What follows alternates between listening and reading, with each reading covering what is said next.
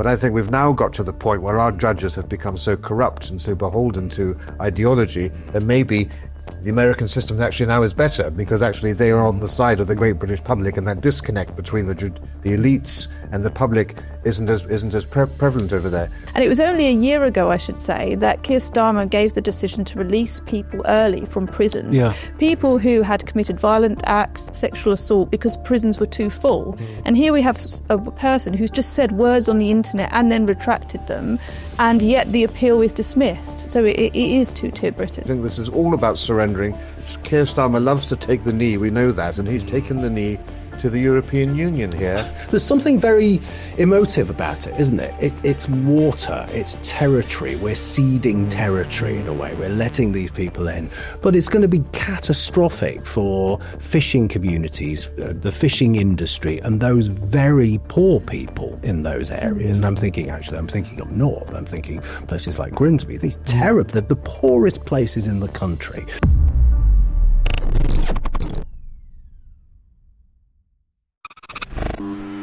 Hello and welcome to Newspeak, our weekly look at the news agenda. As usual, I'm joined, pleased to say, by Rafe Heydel-Mankoo, Senior Fellow and Royal Historian, Amy Gallagher, Stand Up to Woke, and of course, a regular on this programme. Shouldn't have to say that, actually, should I, Amy, anymore? And Dr. Philip Kiszely, Senior Fellow, Cultural Historian, and National Organiser, which is a very good segue into our locals activity. It is. We've got a few events coming up. We've got Norwich on the 25th. That's a discussion group. On the 26th, we've got West London. That's a meet-up. On the 27th, we've got two events. We've got one in Dorset and one in Southampton. On the 28th, we've got Brighton. That's an event with me. I'll be there. So if you want to come and say hello to me, you can do. On the 29th, there's a meet-up in Lincoln. On the 29th, again, it's Beaconsfield. 31st is Carlisle, and on the 1st of June, there's a pub lunch in Sheffield, and on the 1st of June as well, there's a Birmingham locals meet-up, and on the 5th, there's Southend-on-Sea. That's an evening with me. Again, I'm getting all over the place, aren't I? And on the 25th of June, there's Beaconsfield. Yes, we can tell you are, because of all the luxury hotel bills coming in from all over the place. Suffice to say, these are all free events, remember? They are free events. And where do people go? And if you want to sign up to locals, you go to locals@newcultureforum.org.uk. Right, good. We're going to start with something which has been on, I think, everyone's mind this week. That's the case of Lucy Connolly. Yeah. And indeed, her appeal was turned down. This is, however way you cut it, an egregious case, isn't it? This is two-tier Britain, this is injustice, this is all of those things. So, as everybody knows, Lucy Connolly sent this awful tweet, and it was an awful tweet, but she got 31 months in prison for it. This is for words, this is not for actions. Now, the big thing here is about incitement to violence, isn't it? And she wasn't actually inciting in this tweet. She said she didn't care if something happened. She wasn't actually inciting. I think that's massively important. Not many people have picked up on that, but I think it's massively important. So she's languishing in prison at the moment. And we've got to bear in mind the context. Everybody who fights against this and everybody who's on the other side, they will talk about context over and over and over, won't they? They will politicize everything. But there is very definite context here. She lost a child in 2011. So she's incredibly triggered by anything that is to do with children, and her husband, she's a carer as well for her husband, and she's a childminder. But her husband says whenever there was anything on television or in the press, she would be writing to MPs, she would be writing to the mainstream media. It really upset her. She had post-traumatic distress. So she tweeted this tweet, as we know, then she took her dog for a walk, thought about it, then deleted it, okay? She's also said sorry. And yet there she is, and we have paedophiles, rapists, you name it, who don't go to prison for this kind, for the crimes that they commit. Certainly paedophiles. I'm thinking about Hugh Edwards here. I'm thinking about mainstream media. They do not go to prison for this. People who actually incite violence. I'm thinking about the Labour councillor, Ricky, whatever he was called. Okay. Oh, the one who said, yes, that's right, he's yes. absolutely inciting violence. He's not even been to trial yet. Okay, so we have this situation where it's two-tier, it's complete injustice, and she has very definite mitigating circumstances. Yes. It is, I mean, the point about context. Yeah. Well, whilst I totally agree, even in a way, the principle remains, even if she had not had it doesn't matter. The principle is she shouldn't be in prison. Yeah, I agree, but I think the context is important. I mean, she tweeted this tweet before the riots, so she wasn't encouraging the riots, and as you said, she took it down. She was pressured into saying that she was guilty and that she was trying to incite violence. She's since said she was pressured into saying that and she wasn't trying to incite violence. Yeah. And if you read the tweet, I mean, she was also prosecuted for inciting racial hatred, I believe. It's the 1986. But she says she doesn't, from the tweet, she doesn't say anything racist. She says mass deportations now. If the people in the asylum hotels were to be burned down with them in, I wouldn't care. If that makes me racist, so be it. But she doesn't actually say anything racist. So there is a much broader context. And as you say, there's lots of mitigating evidence that she didn't mean it. She took it down. She's apologised. She acted kind of irrationally in the moment. She also made subsequent tweets before she was the police got involved in this. She also made subsequent tweets saying people shouldn't riot and they shouldn't be violent. So, there is a broader context. But as you say, even without that context, even if we didn't know that she was a carer and she had post-traumatic stress and she was caring for a child and all of that, to me, it wasn't clear, as Philip said, incitement to violence. She was saying if people were to be violent, I wouldn't care about it, which is... Yes, to me, it's that's completely fine. different. Yeah, it's totally different. Do you think this is a case, Rafe, of activist judges again? It absolutely is. I'd say Lucy Connolly is a political prisoner. She is a victim of the establishment, in essence, trying to suppress truth-telling. And, had this gone to trial, firstly, you're both quite correct, this does not meet the threshold for incitement. So she would have been, I'm pretty sure, would have been found, if it had gone to a jury trial, would have been found innocent there. But also, when you put in the context, so when you explain that she deleted it, she was remorseful, and then everything that she wrote afterwards as well, and in the context of what was happening at the time, I don't think there's a jury in the land who would have convicted her. And the same applies, of course, to so many other people who've gone to prison here. We need to understand that the long march through the institutions has captured the judiciary as it has captured everything else. Our judges used to be the gold standard around the world. We used to, great British justice. Then Tony Blair came along and he set up this judicial appointments council who are in charge of all the appointments. And that's where suddenly everything went wrong, because suddenly you got people who have been promoted because of their identity and because of their belief system. And so now we have a completely different type of judge.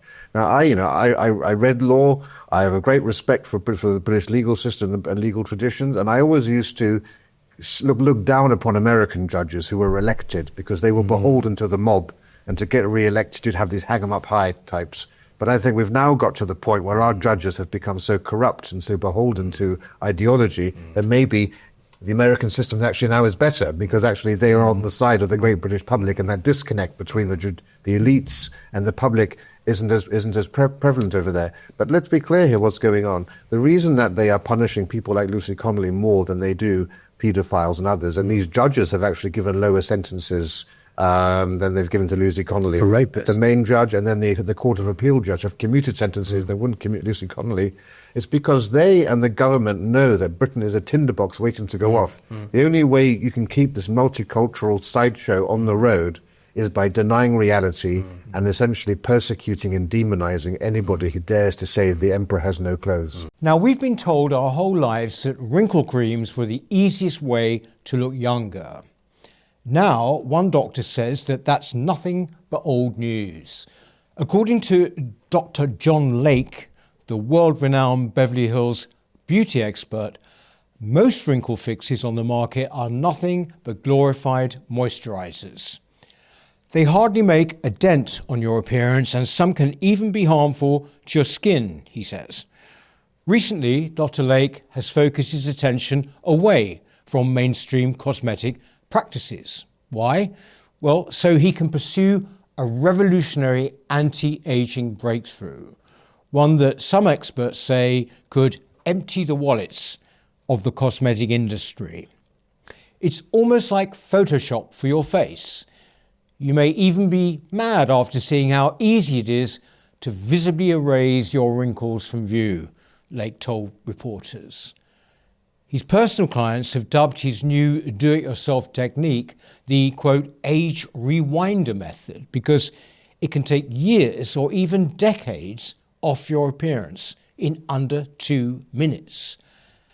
In light of this amazing breakthrough, Dr. Lake has released a step-by-step video to the public, free and uninterrupted, where he outlines exactly how to use this simple solution from home. If this helps even one person look younger or feel more confident, I'll be thrilled knowing I helped, Dr. Lake commented. The video has since gone viral. At first it was shared by users on Facebook, but since then it's racked up over 2.3 million views and counting. So far, the comments and feedback have been outstanding, with thousands of women reporting they look decades younger. One viewer even commented, "Best results of anything I've used. I can't believe how well this works. I'll never stop using this. I don't understand how it works, but the results are great. Thank you." So you can find out more about this yourself right now. Go to bhmd1.com/culture or click on the link in the description box below. That's bhmd1.com/culture. Now, there is one thing Dr. Lake asks from his viewers. If watching this video helps you look and feel younger than you have in years, then please do share it with your friends and your loved ones. Together we have the power to help as many women as possible reclaim a youthful look. Go watch the video at bhmd1.com/culture right now, or just click on the link in the description box below. Yes, and actually, Starmer said that, didn't he? You know, before she was tried, he said that he wanted the full weight of the law, the harshest sentence possible for her, before she'd even been found guilty. So there's a very definite. You're absolutely right, Rafe, what you say about the judiciary, but there's a very definite intervention there from the government, and right at the top, the Prime Minister. Also, interestingly, these judges, remember, I don't know about this particular judge, but they are from a generation that were, they're basically what the French call the 68. They are the 68ers. They're now in charge of the upper echelons, you know, and they're cut from the same cloth, as you say. I mean, there was a report out last week I saw 80% of barristers qualifying in this country are ethnic minority. And at a time when Britain's actually 80% white. I mean, many of those are from other countries as well, but that just goes to show you what we've got coming down the road as well, because they're going to become judges too. And there's lots of DEI initiatives in the law now that are promoting black or ethnic minority barristers and judges, that they're not of the same calibre, but they get... Precisely. There have been some voices on social media, you know, commentators. I saw Oliver Cam, who might not mean anything much to anyone, not that he should, but he's a Times columnist, I think, or he used to be anyway, more or less saying she got absolutely what she deserved. I mean, I think they're beneath contempt, but why is there not more outrage about this? Or am I missing something? Yeah, there have been some people on the left saying that it's gone too far, that they reject, you know, they hate what she said, but the prison sentence is too long. The Free Speech Union have been pushing back, but you do think if it wasn't for the Free Speech Union and this crowd fund that's going, which I believe Lawrence Fox and Dallas and Pearson have been promoting, we probably wouldn't be talking about it today. Like, it's only because they've been pushing it that it's got in the news, and they pushed for the appeal as well. So you do think, without those small amounts of people, this would sort of go, and people wouldn't have any issue with it. So it is concerning that it isn't getting as much. And Keir Starmer, when he's questioned about it, he just sort of says, "Oh, I don't know much about the specifics of the case." When you know that he does, he absolutely knows about what happened. It was a huge moment in this country when these people were imprisoned, and it was only a year ago, I should say, that Keir Starmer gave the decision to release people early from prisons, people who had committed violent acts, sexual assault, because because prisons were too full. And here we have a person who's just said words on the internet and then retracted them, and yet the appeal is dismissed. So it is two-tier Britain. It's absolutely two-tier Britain. And one or two people, Jonathan Pye, the so-called comedian, has said that, this is wrong, but she did this and she did that. It's very, very balanced and it's very, very weak, but he has actually come out and said something. But most people won't, because most people are so ridiculously politicised that they are not bothered about the foundational principles of our country until it comes for them. And that's the major problem. Do you know what I find really irritating? It might have been in response to what you were saying there, but Starmer said in the House of Commons this week, as he said in the White House, we've had free speech for a very long time. But not anymore. Are you? Well, no, but are you? What do you mean? It's not like, we've had chocolate for a very long time. It's like some kind of invention of the past. It's like one of their foundations. Why can't they convey this? Oh, no, we've had this for a very long time. Yeah. We've had it. Yes, exactly. It's this rather sweet quirk of the past, isn't it? That they are now condemning to the dustbin of history, and now what have we got to look forward to? Balkanised Britain, where we have to stay at home in our pajamas. It's what he said when he was when he met Trump. He said we've had free speech in the country for a long time. It's one of his kind of managerialisms where he can be seen to be promoting free speech, but as you say, he's actually saying, well, we've had it. So technically, he's not promoting free speech now, and he does this all the time. Starmer. He says things in a very political, kind of correct way. Anyway, he's been covering himself in glory, hasn't he, Rafe, in Europe? Oh, yes. So the next story is, of course, sellout Starmer, surrender Starmer, the Brexit betrayal, however you want to describe it. And this is all about, of course, the fact that Starmer has signed this new backdoor deal with Europe that brings us all the more closer. And in order to do so, we've essentially yielded our, all of our rights over fishing and other areas for very little in return. I mean, we need to understand what's happened here. So, Starmer and Rachel Reeves have destroyed the economy so much since they've come to office through the unemployment insurance and through, the inheritance tax and non-doms, that they've been scurrying around looking for deals to do as soon as possible. So they've gone to America, they've gone to India, and they've gone to the EU to get these deals done. But everyone knows how desperate they are, and so they've got the worst possible negotiating perspectives. So we've had bad deals with America, bad deal with India, and now this terrible deal with Europe, where we were supposed to be negotiating for maybe 3 years of fishing rights. The fishing waters are one of our great trump cards. This is what Europe really wants to have access to. And at the 11th hour, 1 minute to midnight, the French came along, as they always do, and took the British by surprise. I don't know why people are surprised. This is a French tactic. And the whole deal's off the table if you don't give us 12 years of fishing rights. A complete betrayal to the fishermen who actually voted for Brexit on that very issue. And now we've completely surrendered in exchange for what?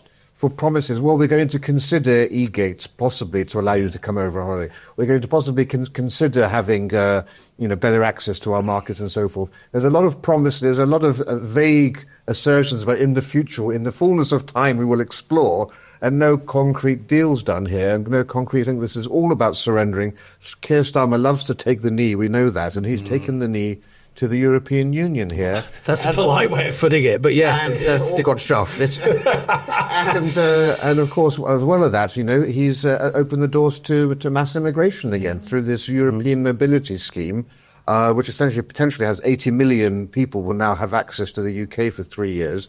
Now, if they were just Europeans coming over, it wouldn't be such of a big issue. But of course, we know a large demographic in Europe want to come over to Britain anyway and disappear into the underground economy. And suddenly they're all going to be able to come over and join their friends who are working in the curry houses and the Deliveroo apps and everything else. And it seems to me as if, Keir Starmer has been, on one hand, he's been talking like Enoch Powell, about a nation of strangers. Now he's Captain Europe. It's like you've got to make up your mind, which are you? If you try to fend off Nigel Farage, this is not the way to do it. You're getting all of the red wall to think you've betrayed us again, stabbing us in the back, Nigel is the way to go. So I think actually this may be a disastrous move for him. Yeah, I think we definitely know who he is and what he is, don't we? But just to be clear about the terms here. So London wanted to negotiate for 4. The French thought they wanted 10, and we ended up giving 12. That's how bad it is. That's how terrible it is. But it's catastrophic. There's something very emotive about it, isn't it? It's water. It's territory. We're ceding territory in a way. We're letting these people in. But it's going to be catastrophic for fishing communities, the fishing industry, and those very poor people in those areas. And I'm thinking up north. I'm thinking places like Grimsby, these terrible, the poorest places in the country. And it's very strategic, isn't it? It takes me back to the fuel allowance. It's making that decision. It's a political decision, isn't it? What do we do? Do we freeze the pensioners and keep the train drivers and junior doctors happy? Yes, we'll do that because that's politically expedient to us. This is exactly the same thing. Well, there's something so symbolic about it. He thinks that, old people will forget about Brexit, or it isn't the issue it was. He's going to get a shock. But it's such a scam as well, because the economic benefits are only going to be £9 billion in 2040. That's only 0.3% of the economy. We're spending £7.5 billion a year on 1 million foreigners getting universal credit. 15 billion on migrant hotels over the course of a decade, 9 billion in 2040. That's a minuscule amount. He just wants to pretend to the British public, look, I've got deals with India, I've got deals with America, I've got deals with the EU, and they're all absolutely minuscule. It's less than 1 week's borrowing by the Exchequer, essentially. No, I think the reason why he's such a terrible negotiator, people have commented that he's quite good on the world stage. Like in his meetings with Trump, he was quite self-contained and quite professional. But when it comes to negotiation, he's fundamentally terrible at it because he's not in opposition to the EU. He loves the EU. To negotiate, you have to be putting Britain first and have to believe in something different to your opponent. But he loves the EU, so he's happy to just go along with it. So we see a prime minister that's not fighting for us. He's fighting for something outside of our country. He's actually fighting for globalism, isn't he? That's what he's doing. He is a globalist. He's the uber globalist. It's very much like a return to those 3 years after the Brexit referendum. I think Andrew Neil this week on X said they must have been the most miserable recent years in British political history, and I think that they were. But it's of a piece with that, isn't it? The point you make about how can you negotiate. It was the same with the Brexit deal. And so they all wanted to be in. How can you, Theresa May, all of these people, how can you possibly... Well, even the press conference in London, you had Ursula von der Leyen and Keir Starmer, and it was all first names. Ursula, Keir. Now, correct me if I'm wrong, but I'm sure it was Prime Minister Johnson. Yes. It wasn't Boris. He didn't have them saying that, just that familiarity, like, we're all part of the same team, but we're part of the same club. But then again, you've got Kerry Badenoch saying... I'm going to reverse this deal. I was like, well, that's a bit optimistic, my dear. I don't think you're going to be anywhere near number 10, so you're not going to be able to. But then the sheer gall of Boris Johnson came out and said, this is a great Brexit betrayal. Well, I'm sorry. Talk about pot calling the kettle black. He has, of course, ushered in the biggest betrayal of all, not least, of course, the Boris wave of immigration, far larger than Tony Blair and all from the developing world. And he has the galls to go on to GB News and talk about betrayal. Well, they've got gall generally, haven't they, the Tories? I saw actually today, I think, James Cleverly boasting about the fact that he was responsible for bringing down immigration to 450,000. The lack of self-awareness, would you think, maybe just, keep that under our hat a bit? Boris said that on GB News recently when he was talking about this deal. He said, we secured the borders with Brexit, and now Keir Starmer's undone that. And you think that under your government, we had the biggest amount of mass immigration ever. A traitor. I think treacherous. Treacherous. But I don't think it's lack of self-awareness. I think it's gaslighting. I think they know precisely what they're doing. They'll just lie and lie and lie. That's what they do. Yeah. And it's not just lie. They'll rewrite the past. They'll reframe it in a completely false, ludicrous way. And this is why, if there's one good thing to come out of this, it's Brexit absolutely back on the table, back in the national consciousness, and it's the uni party. Let's get rid of the uni party. Let's vote with our feet and get rid of them.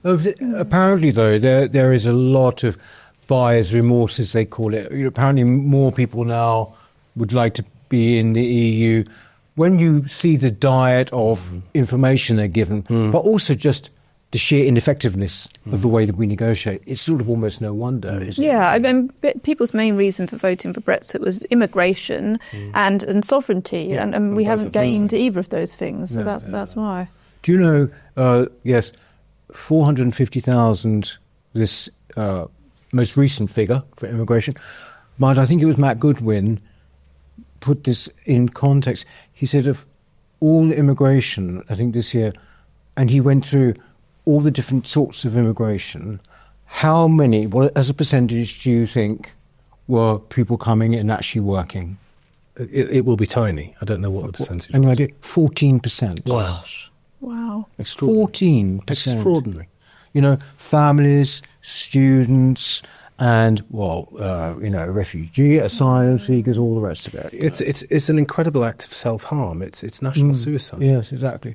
Do you feel, with Brexit, it is like it's more than a postscript. You're seeing the kind of usual suspects coming back onto the media. So like Femi, whatever his name is, people like this suddenly reappearing and everything. Do you think it's actually got the capability to light people's passions again? No, I think firstly, you've got to remember, of course, a lot of people who voted for Brexit have died, unfortunately, over the last 10 years. Secondly, this constant stream of negativity from the media has pummeled people into submission, particularly because they're not equipped with the knowledge to understand, of course, a lot of the factors that you can't blame Brexit for mass immigration. That was a deliberate reinterpretation of take back control by Boris Johnson. We had COVID, of course, which happened just at the same time as the Brexit deal went through, and it was COVID that damaged and weakened the economy, and the furlough scheme that weakened the economy. But if you compare the British economy to the European economy, to the Germans and others, we were doing better than they were. But of course, no one sees that. They just see it, and then there's no money left, and that was because of COVID. And then energy prices and everything else. That was the quantitative easing, money printing, and the Ukrainian war. So timing is everything. And Brexit just had to happen at the time that we had all of these things. Plus the treachery of Boris Johnson has made the world around us look absolutely terrible. And it's so easy to put the blame of that onto Brexit. Yes, yeah. In a totally non-Brexit world, I wanted your view on this actually, because I know we didn't talk about it at the beginning. Totally non-Brexit world, going back, we have the King and Queen going to Canada this week, don't we? And they're actually going to be doing, he's going to be making a speech from the throne in the Canadian Parliament. Is that the right term? Parliament. So basically, it's quite important this, because this is a huge display, is it not, of soft power in the context, I'm talking about, of Trump, and in the context of the old Commonwealth. Well, it's quite remarkable because I'm a trustee of something called the Canadian Royal Heritage Trust, and we've been trying for decades to get the Canadians government to actually use the monarchy more often. So we wanted the Queen to come for the Diamond Jubilee and open Parliament. They wouldn't have it.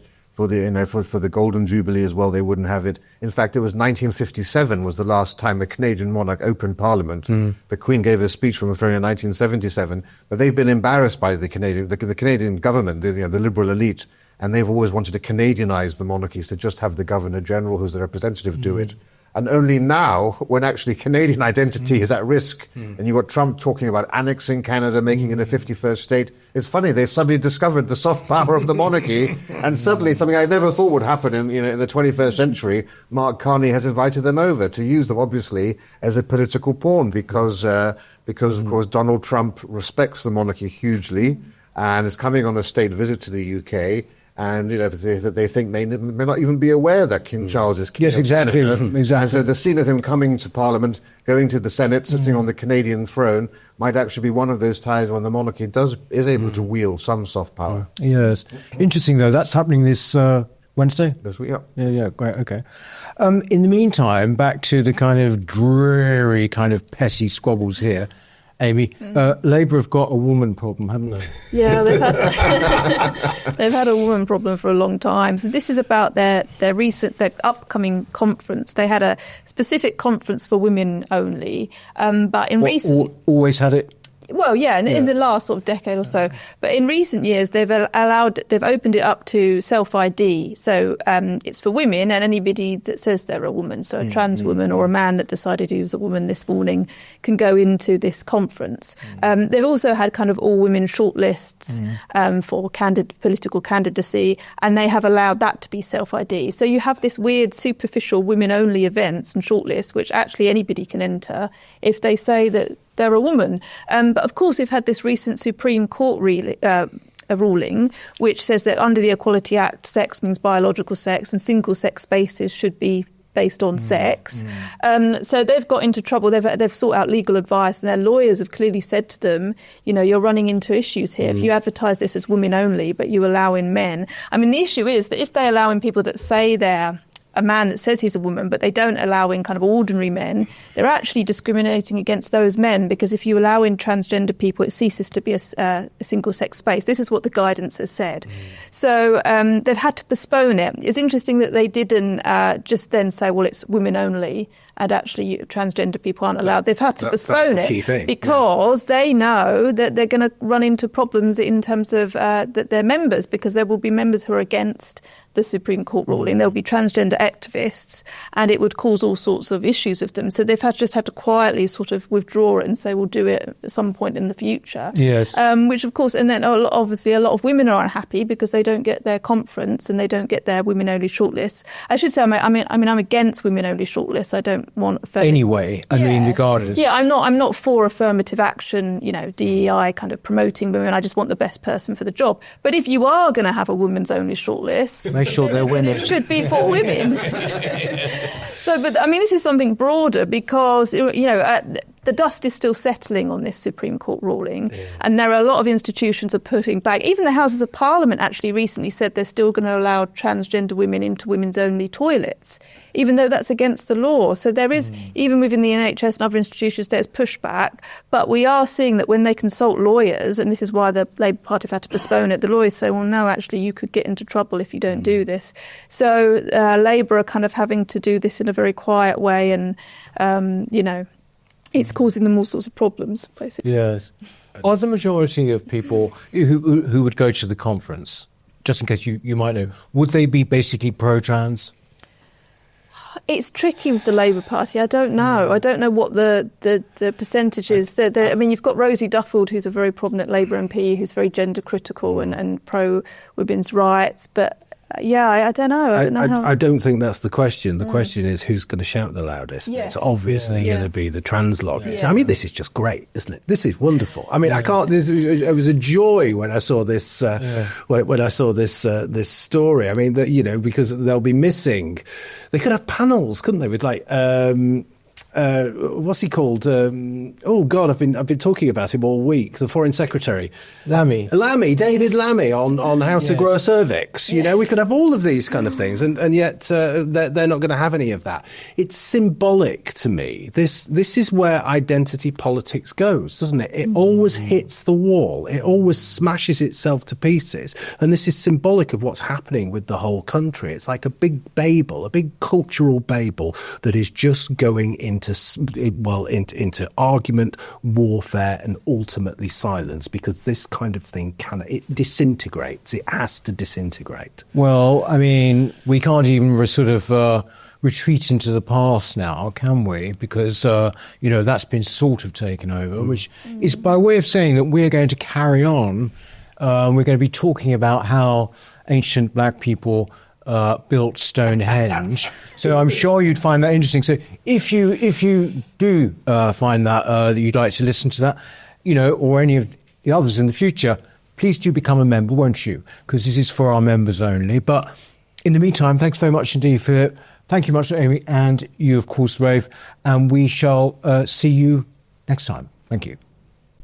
Our mission at the New Culture Forum is and always has been to defend and celebrate Britain's history, culture, and its people, and indeed Western civilization, at a time when both are under sustained attack. We have grown from small beginnings to become the country's most influential right-leaning cultural think tank. Our content is watched and read by some of Britain's most influential political figures. But now, we need your help. If you believe in what we do, then please do become a member. For as little as £4 a month, you can make a vital contribution to what we do. As a member of the NCF family, you will help ensure that we can continue to produce quality content online, such as our 3 weekly programs, Whittle, which is our flagship interview show, Newspeak, our panel discussion show, and Deprogrammed, which is targeted at Britain's youth. As you probably know, in addition, we produce important documentaries, such as our critically acclaimed 6-part series, The West, a stunning celebration of the history and genius of Western civilization, and our ongoing documentary series, Heresies, with hard-hitting episodes tackling subjects such as immigration, gender ideology, and BBC bias. But the New Culture Forum is much more than a YouTube channel. We don't just complain about Britain as it is, we provide real solutions and clear policies on how we can push back against the madness and restore sanity to this nation. Our presenters are now highly sought after and have become familiar faces across the media. Our prestigious annual Smith Lecture and our regional and indeed national conferences have attracted world-class speakers. Perhaps most importantly, we are the only organisation on the right of politics that has launched a national movement without actually being a political party. And uniquely, through our NCF Locals programme, we've established some 30 active branches in towns and cities right across the nation, from Edinburgh to Exeter, and with many more on the way. We're very proud of what we've achieved, and our members have made it possible. In return, our members receive access to exclusive content, invitations to private events, free or discounted tickets to our conferences and lectures, free copies of our books, and much more.